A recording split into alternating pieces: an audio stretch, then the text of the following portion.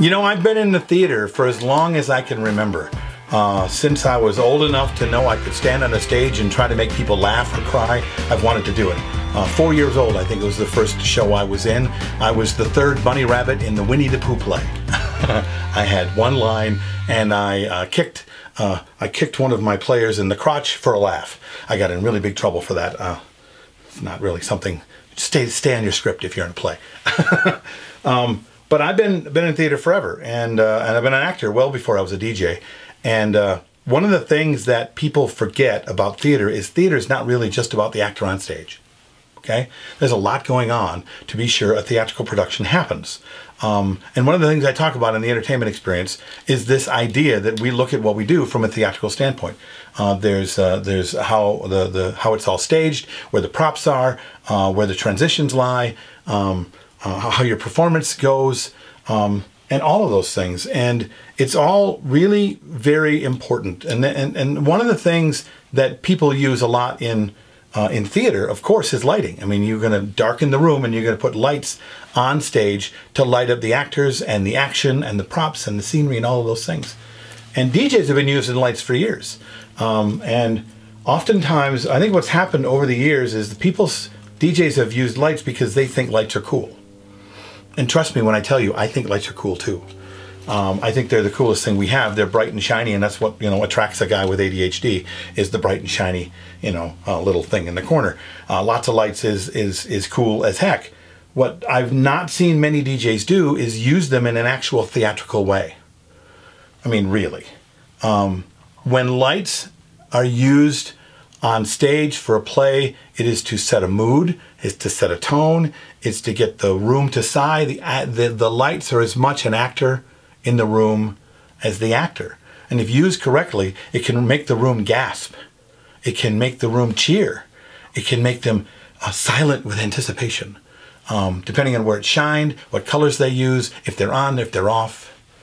And nowadays, and back in the days when we had DJ lighting, it were just flashing lights, cans that would go red, green, blue, red, green, blue, red, green, blue.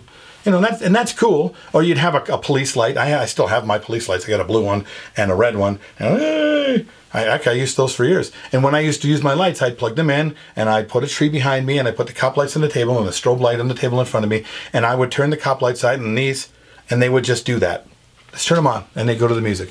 And when a slow song came, I turned off the cop lights, and I turned on a red light. And when some kind of drum solo would happen, sometimes I'd hit the strobe light and go, really dramatic when I did that. You know why? Because I used it for a reason. There was an actual reason to have them. And nowadays, lights are way more intelligent than that. They call them intelligent lights because you can make them do more things and different things, and you can program them to the music you're using and to the moments you're creating. And there are so many people that spend thousands of dollars on lights and they don't use them. They still are treating them like they did in the 80s when you turned them on and let them play to the music. I got intelligent lighting, but you're not really using them. Now, part of the reason is it's really hard. Okay, you got to be a technical wizard oftentimes to really figure this stuff out. Or at least in my mind, I'm not really a technical guy. So lighting for me, I don't use a lot of, okay? Because if I can't use it in a dramatic way, in a purposeful way, I don't use lighting.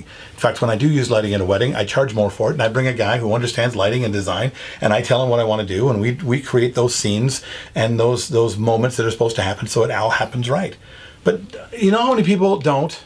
I mean, way more than you think. You might be one of those people, and that's okay, I guess. But it's a lot of money to spend on lighting for you not to figure out actually how it works.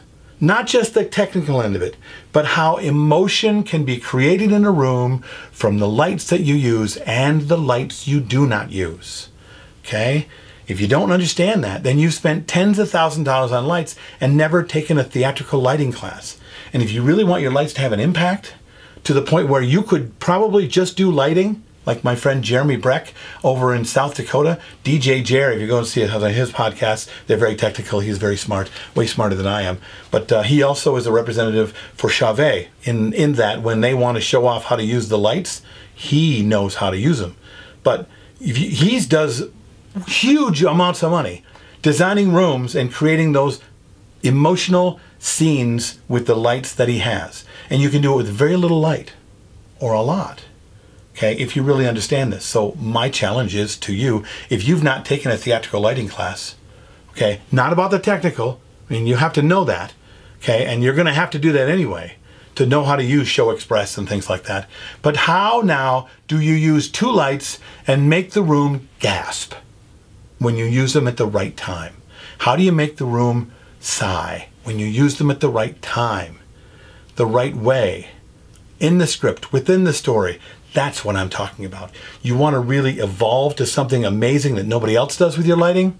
Try that. Or quit using the lighting.